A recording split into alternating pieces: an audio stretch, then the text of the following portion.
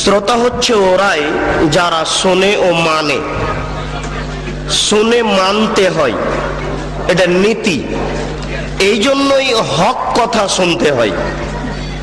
আল্লাহ তাআলা আপনাদের ব্যাপারে বলেন, ফাসআলু আহলা যিকরি ইন কুনতুম লা তা'লামুন বিল বায়িনাতি ওয়াজ জুবুর।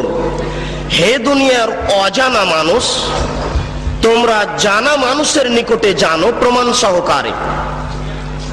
আপনাদের এখানে আল্লাহ তাআলা দুইটি খুব গুরুত্বপূর্ণ কথা বলেছেন। তার একটি কথা হচ্ছে, যাকে দাওয়াত দিয়েছেন তাকে জানা হতে হবে। প্রয়োজনে 5 জন 7 জনকে জিজ্ঞাসা করতে হবে, অমুক ব্যক্তিকে আমরা বক্তব্য শোনার জন্য দাওয়াত দিতে চাচ্ছি, তিনি জানা কিনা। কেননা আল্লাহ তাআলা আপনাদেরকে বলছেন যে জানা মানুষের নিকটে জানতে হবে। দ্বিতীয় যেটা আল্লাহ আপনাদের বলেছেন সেটা হচ্ছে প্রমাণ সহকারে জানতে হবে।